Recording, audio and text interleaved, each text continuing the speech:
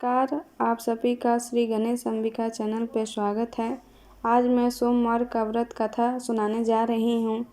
एक नगर में एक बहुत धनवान साहूकार रहता था। उसके घर में धन की कमी नहीं थी, परंतु वह बहुत दुखी था क्योंकि उसके कोई पुत्र नहीं था। वह इसी चिंता में दिन रात दुखी रहता था। पुत्र की कामना के लिए वह प्रत्येक सोमवार शिव जी का व्रत और पूजन किया करता था तथा सायंकाल मंदिर जाकर शिव जी के सामने दीपक जलाया करता था। उसके इस भक्ति भाव को देखकर एक समय माता पार्वती ने शिव जी से कहा, महाराज, यह साहूकार आपका अनन्य भक्त है, सदैव आपका व्रत और पूजन बड़ी श्रद्धा से करता है।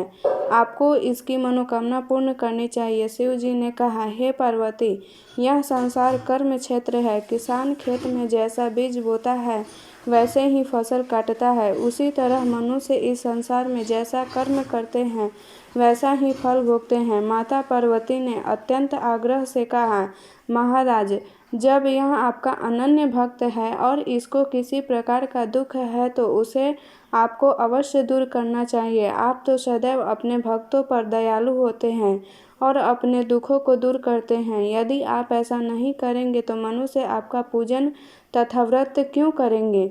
माता पार्वती का ऐसा आग्रह देख शिव जी ने कहने लगे, हे पार्वती, इसके कोई पुत्र नहीं है। इसी चिंता में यह अति दुखी रहता है। इसके भाग्य में पुत्र न होने पर भी मैं इसको पुत्र की प्राप्ति का वर देता हूँ, परंतु वह केवल 12 वर्ष तक ही जीवित रहेगा।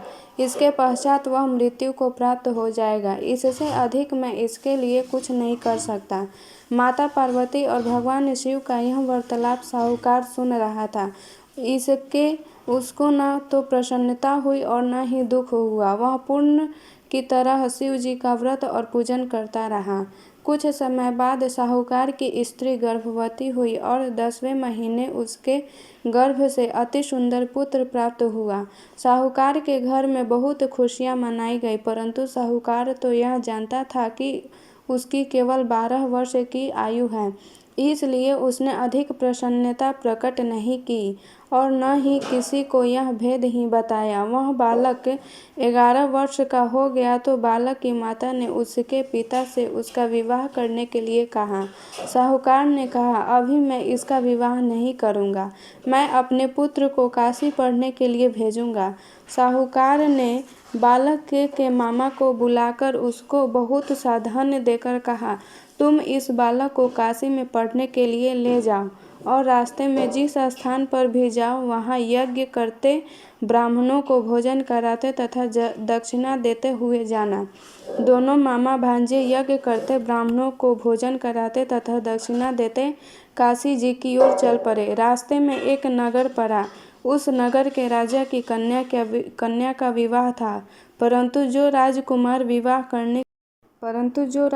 विवाह करने के लिए आया था वह एक आंख से काना था। उसके पिता राजा को इस बात की बड़ी चिंता थी कि कहीं राजकुमार को देख राजकुमारी तथा उसके माता पिता विवाह में किसी प्रकार की अड़चन पैदा न कर दे। जब उसने सेठ के अति सुंदर इस लड़के को देखा तो मन में विचार किया कि क्यों न दुराचार के समय इस लड़के से वर की सारी रस्में पूरी की जाए।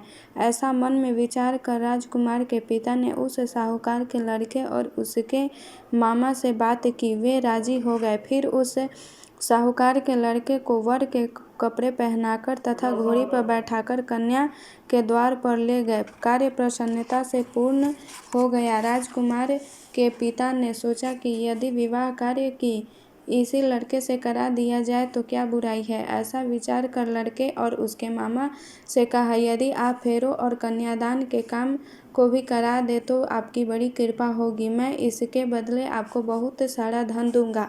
दोनों ने इसे भी सहर्ष स्वीकार कर लिया। विवाह कार्य बहुत अच्छी तरह से संपन्न हो गया। सेठ का पुत्र जिस समय जाने लगा तो उसने राजकुमारी की चुंदड़ी के पल्ले पर लिख दिया, तेरा विवाह मेरे साथ हुआ है, परंतु जिस राजकुमार के साथ तुमको भेजेंगे वह एक आंख से काना है। मैं काशी जी पढ़ने जा रहा हूँ।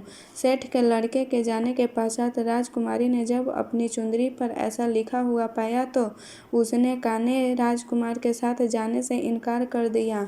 अपने माता पिता को सारी बात बता दी और कहा कि यह मेरा पति नहीं है, मेरा विवाह इसके साथ नहीं हुआ। जिस वर के साथ मेरा विवाह हुआ है वह तो काशी पढ़ने गए हैं। राजकुमारी के माता पिता ने अपनी कन्या को विदा नहीं किया और बारात वापस चली गई। उधर सेठ का लड़का और उसका मामा काशी पहुंच गए।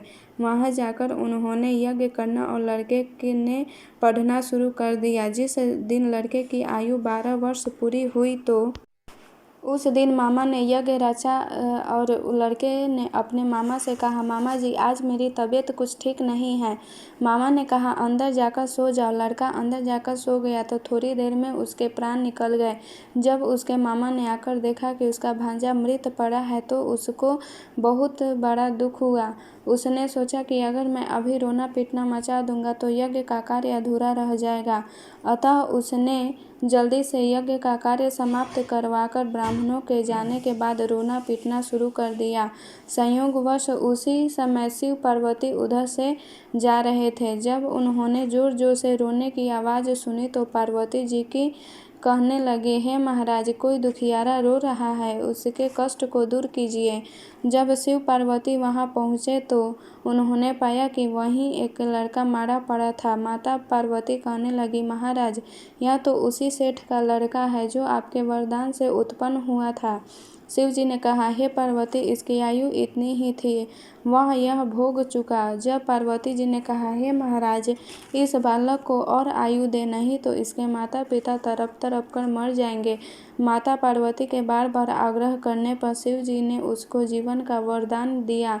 शिव जी की कृपा से वह लड़का जीवित हो गया। इसके बाद शिव जी और पार्वती कैलाश चले को गए। शिक्षा पूरी होने के पर वह लड़का और उसका मामा उसी प्रकार यज्ञ करते, ब्राह्मणों को भोजन कराते तथा दक्षिणा देते अपने घर की ओर चल पड़े। रास्ते में उसी नगर में आए जहां उस लड़के का वहां की राजकुमारी से विवाह हुआ था। वहां आकर उन्होंने यज्ञ आरंभ कर दिया। उस लड़के ने सुअवसर वहां के राजा ने उसको पहचान लिया और महल ले जाकर उसकी बहुत आवभगत की। बहुत से दास दासियों सहित आदर पूर्वक अपनी राजकुमारी और जमाई को विदा किया। जब वे अपने नगर के निकट आए तो मामा ने कहा, मैं पहले तुम्हारे घर जाकर तुम्हारे माता पिता को खबर कर आता हूँ। जब उस लड़के को मामा का घर पहुँचा तो उसने देखा कि लड़के के माता पिता घर की छत पर बैठे हैं। उन्होंने यह प्रण कर रखा था कि यदि हमारा पुत्र कुशल लौट आया तो हम राजी खुशी नीचे आ जाएंगे, नहीं तो छत से कूदकर अपने प्राण दे देंगे। उस लड़के के माता ने आकर जब यह समाचार दिया कि आपका पुत्र आ गया है तब उनको विश्वास नहीं हुआ। उसके माता ने शपथ पूर्वक कहा कि आपका पुत्र अपनी पत्नी तथा बहुत सारा धन साथ लेकर आया है। तो सेठ प्रसन्न से भर उठा। सेठ सेठानी आनंद पूर्वक नीचे आए। बाहर आकर उन्होंने अपने पुत्र तथा उसकी पत्नी का भरपूर स्वागत किया। सभी प्रसन्नता के साथ रहने लगे।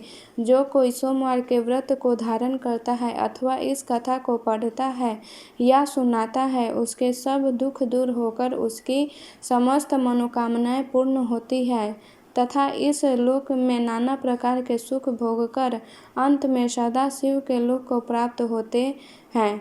यदि आपको यह कथा अच्छी लगी हो तो इस चैनल को please like, subscribe and share ज़रूर कीजिए।